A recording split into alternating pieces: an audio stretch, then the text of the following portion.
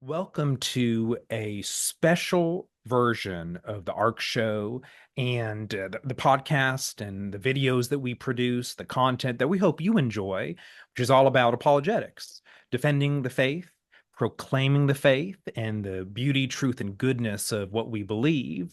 And so, with me, starting out season one of this special type of show, I am able to welcome Clete Hux, the former director of ARC, the Apologetics Resource Center. I'm the current director. He is the former director, and he just knows so much about so many different topics.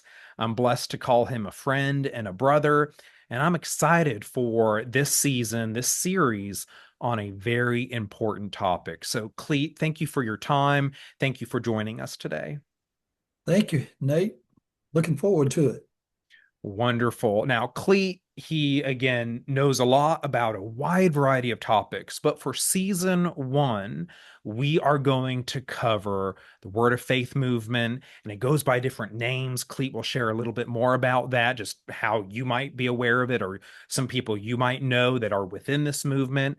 But Cleet, first off, let's start a little personally. Mhm. Why does this topic interest you so much? What's the personal connection? Well, to really answer that, I have to go back in my history and the history of the Word Faith movement itself. And that was in the mid 70s, actually, when I encountered the teachings of many of the Word Faith teachers, especially Kenneth Copeland. And you'll hear me giving reasons why I quote him so much. But it's very interesting. I was a layman at the particular time. I started listening to Copeland. I kind of got excited about listening to him, his positive attitude toward certain things. And then I met a man named Frank Barker, who is one of the founding fathers of the Presbyterian Church in America. Uh, I enrolled in Birmingham Theological Seminary in the fall of 77. And I had been listening to Copeland a couple of years. And while in seminary class, taking systematic theology and those type of courses, Hebrew, Greek, interpreting the Bible, I decided to ask Frank Barker if he would mind listening to a cassette tape, a teaching tape by Copeland that I had been listening to for years. Matter of fact, before going to seminary, I had a discipleship group of some football players at the University of Southern Mississippi. They were not excited about Kenneth Copeland as I was. But anyway, I was trying to impress my mentor, Frank Barker, about what I had been listening to.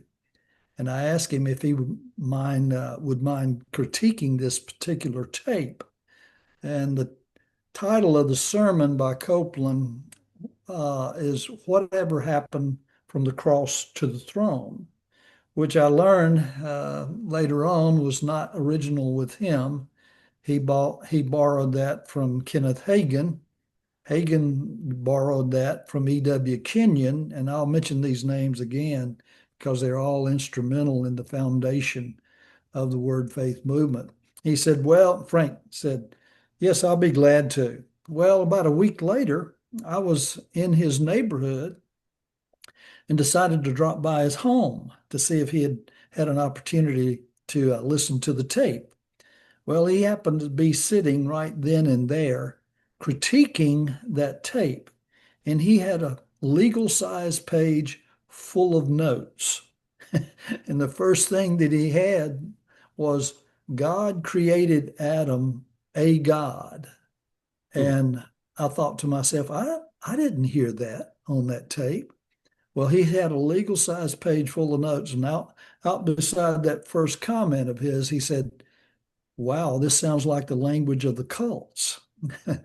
And I said, Frank, do you know who that is? And he said, no. I had listened to it so many times, I had rubbed Copeland's name off the particular tape, uh, putting it in and out of the player. I said, that's Kenneth Copeland. And he couldn't believe it. He said, well, I knew these guys were off, but not that far off. But Mm. anyway, I put the tape back on the shelf, and after I'd had a number of seminary courses, and then picked it back up and started hearing all kinds of things that I hadn't heard before. So, but the founding of this movement, in many respects, Nate, goes back to a man named E.W. Kenyon, which Kenneth Hagin plagiarized in many different ways, and never really gave Kenyon credit for a lot of the work that he had done. So much so that one particular time, Ruth Kenyon Houseworth, E.W. Kenyon's daughter, had a lawsuit out against Kenneth Hagin, accusing him of plagiarizing her father. And it's very interesting. Along that time, there was a book that came out by a man named D.R. McConnell called A Different Gospel. And he had been a theology teacher at Oral Roberts University before he came into conflict with some of the things that were being taught. And he left and did his doctoral work at the Free University of Amsterdam in the Netherlands on Kenneth Hagin and the Word Faith movement. He he lays manuscripts side by side in his book, showing the obvious blatant plagiarism. Now, some of your listeners are questioning, who are you to question, one of these great teachers? Well, Mm. first of all, let me ask two questions that I think might guide us a little bit. The hearers of this, can a Christian sometimes preach heresy? Mm. Can a heretic sometimes preach the gospel? Mm. And the obvious answer to both of those questions is yes, because I'm convinced that the gospel is still the power of God, no matter who preaches it or with what motive it is preached. Now, when we talk about the health and wealth gospels, the word faith movement, it has a number of different names. Of course, it has the health and wealth gospels, name it and claim it. Some people call it the name it and frame it. Some people call it the blab it and grab it. It's that it's that idea that if you have enough faith, you should never be sick. You should never be poor. You should never have really a financial problem or health problem at all. But that puts the burden of proof upon the shoulders of the individual to heal their own body, to pad their own pocketbook, to solve all their problems. And if you carry that thinking out, well, if I have enough faith, I don't even need God. Mm. So, and that's the side in which the word faith movement comes down on. It's more about faith and their understanding of it, which really is unbiblical, and we'll unravel some of that as we go along. But the when we go back, and a lot of times in teaching seminars on this over the years, I've been approached by people that would say to me, brother, you really need to be careful. You are touching the Lord's anointed. Mm.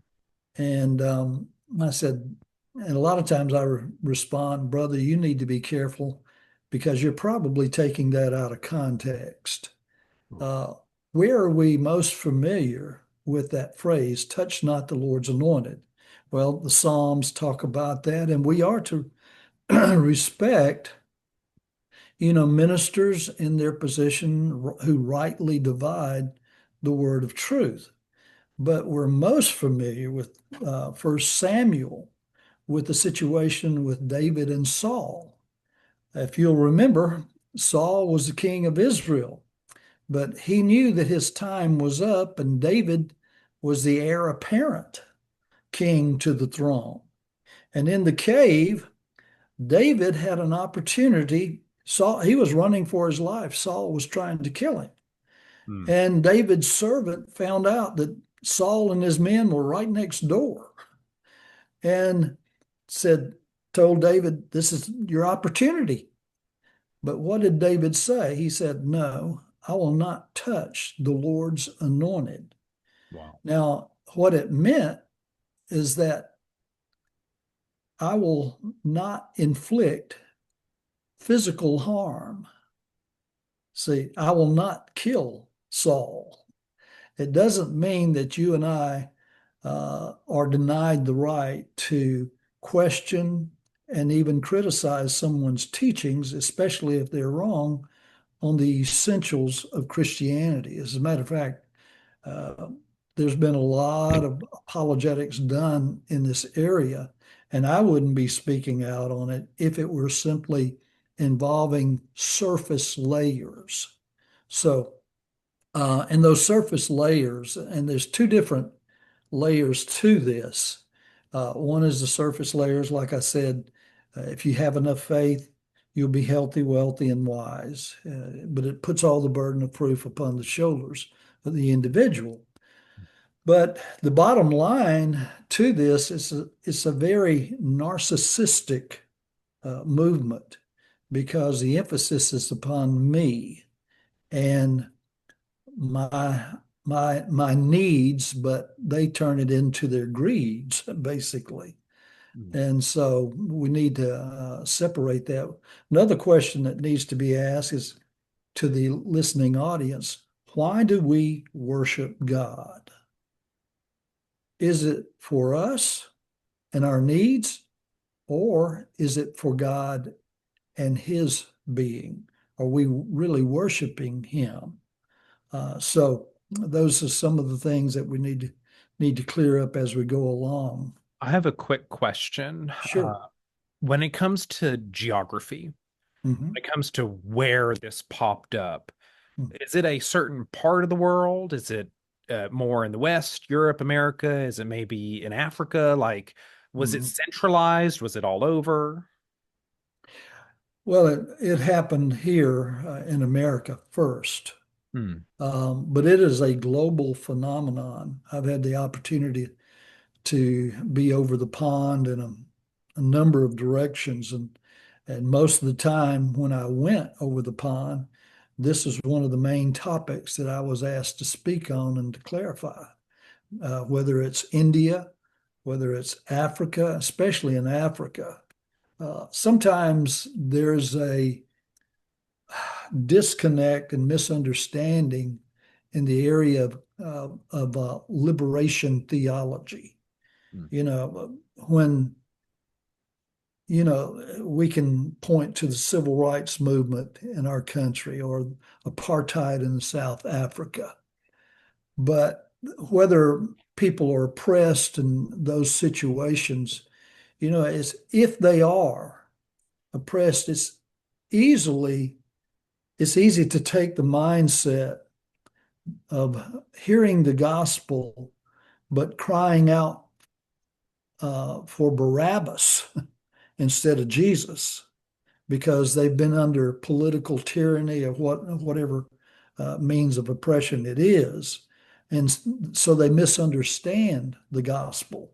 So it becomes a social justice type of situation in many ways. But it started here with, like I say, E.W. Kenyon, a man who rubbed shoulders with some of the metaphysical groups at that time. He was a man of up in the New England, Boston area. And this was 120, 130 years ago that would go back to him.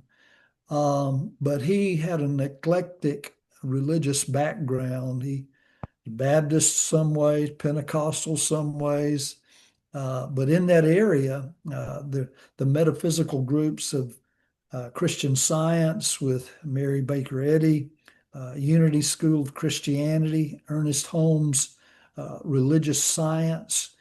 And there are a lot of people that would say that he got it totally from that. I'm not in that boat. I think he was influenced in some ways by the metaphysical cults. For instance, a lot of people would say, well, isn't this like a lot like Christian Science?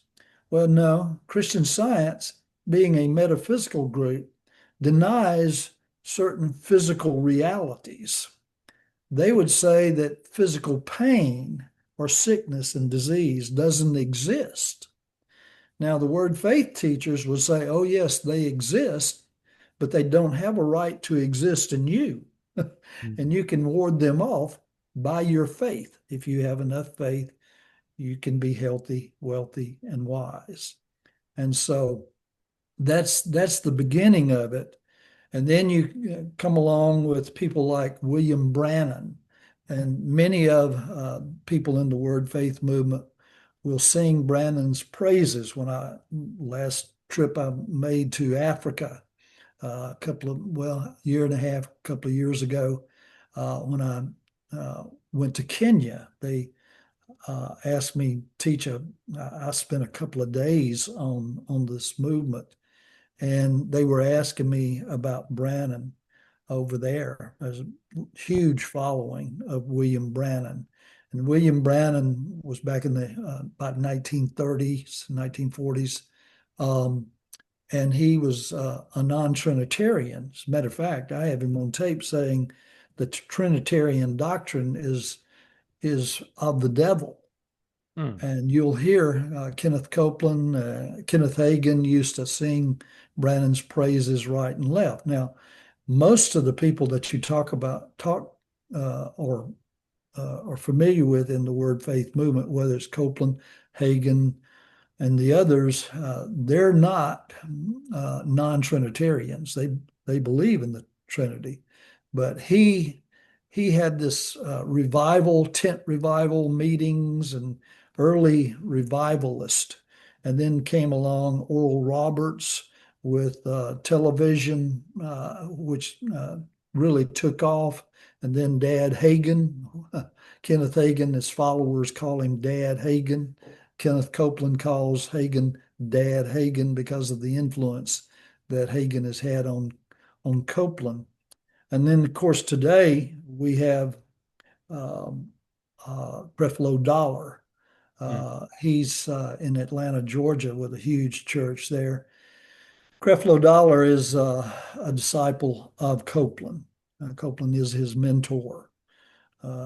Few years ago, um, Copeland only had 4 Learjets, but his disciple, Creflo Dollar, had 6.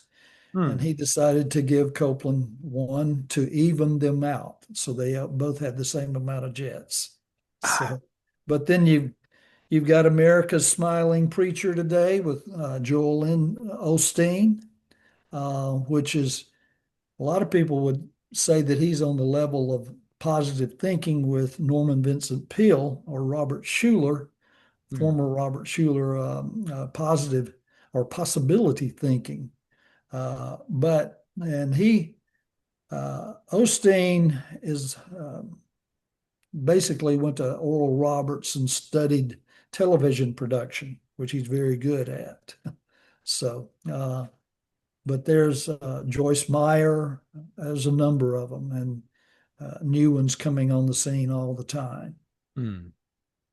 So, with the rise of, like you said, television, Mhm. that's going to broaden the reach. And I guess now you also have social media elements like this. Do you find, all right, as this movement has increased, Mhm. has it been just nothing but success for the movement?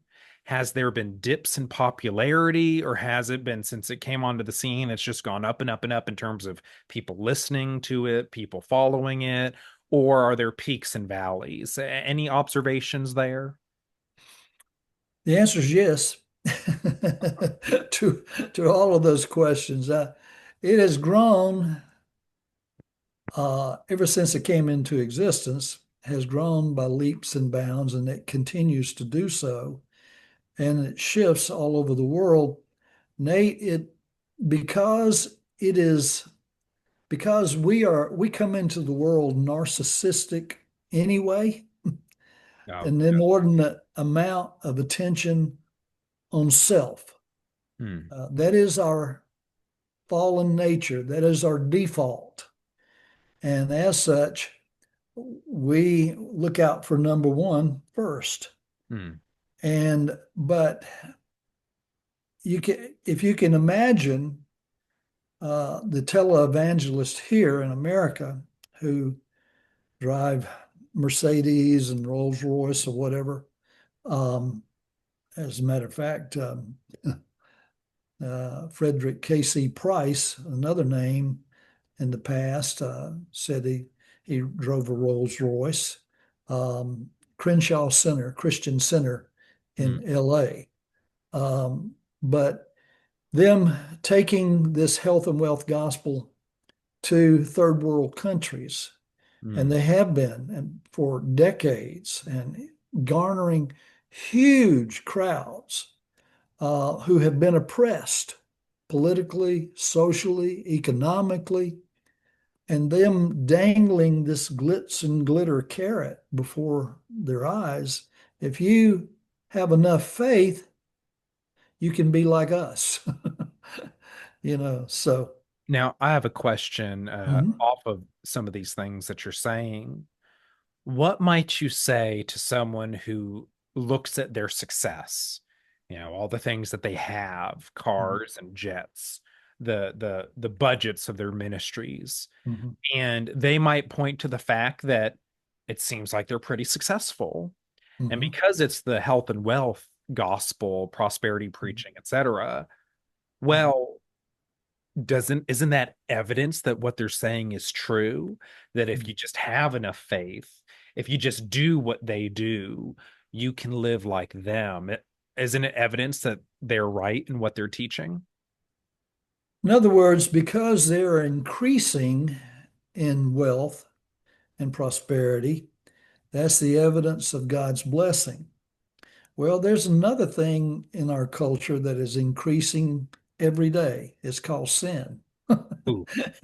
And, you know, no, what did Jesus say? He said, the birds have nests, the foxes have holes, but the Son of Man doesn't have anywhere to lay his head.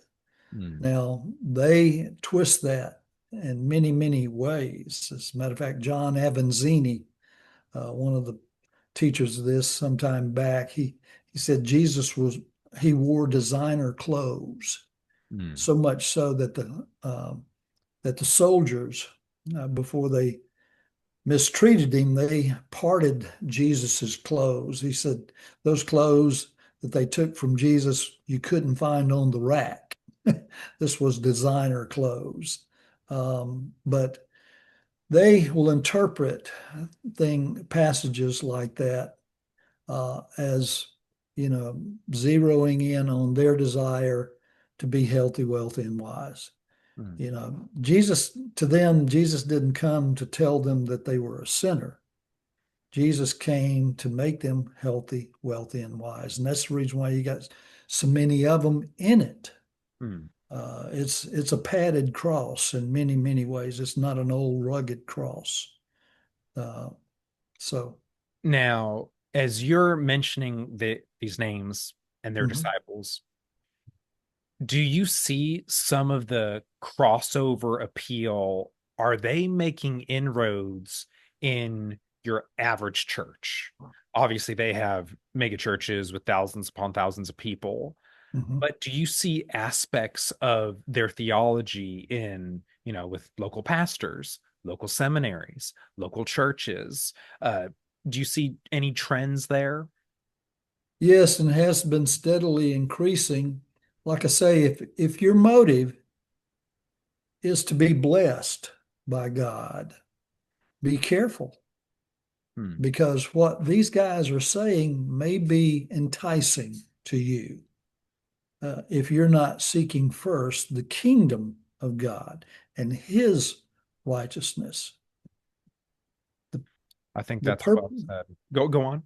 the purpose of man is to enjoy God forever, put him first, lean not to our own understanding. And what there has been in the health and wealth gospels is an exchange of the first and second great commandments. The first great commandment in a narcissistic movement like this is I'm to enjoy myself forever, to glorify myself forever. Mm. And and you won't find a whole lot of biblical scholars. Matter of fact, you won't find any biblical scholars in this movement that's very popular. So now, but I'd like to get back Okay. to something I said earlier. Uh, I don't know how many times I've had, after teaching on this, some people would come up to me accusing me of touching the Lord's anointed. And sometimes they will say, "Oh, brother, you know what? The mistake that you're making is that you're trying to understand this, the faith message, with your mind. Mm. And the mind is where that sense knowledge is housed. Uh, and we walk by faith and not by sight. And so if you're trying to understand this with your mind, you're always going to be tripped up. You have to get this down into your spirit man. Many of them they're trichotomous in their view of man. Now, you'll find a couple of Bible passages that seem to promote humanity being body, soul, and spirit. However, if you study what Paul talks about as far as the outward body of flesh versus the inner man, he seems to uh, use the words spirit and soul interchangeably. So man, in some sense, also is more dichotomous than he is trichotomous. Mm. But there have been many in the movement to go off on a rabbit trail about this trichotomy business. Benny Hinn used to say that the Trinity uh, as has Father, Son, and Holy Spirit all have body, soul, and spirit. Mm. Sounds kind of redundant for the spirit to have a spirit, but body, soul, and spirit. And they get that from Dake's Annotated Reference Bible, who taught that. Uh, but at any rate, but they will say, "Oh, you're trying to understand this with your mind. You can't understand this with your mind. You need to get it down into your spirit, man, because that's the part that touches God, and that's the part that God touches. That's the image of God in man, which we'll talk about later on, which they interpret as being little gods in Mm. many ways. But you So, can't understand it with your mind. But here's what they are effectively asking you to do, not understanding it with your mind. Check your mind at the door, yeah. subordinate critical thinking processes. It's akin to what a lawyer would say would be circular reasoning. Why should I believe it? Because I say so. See.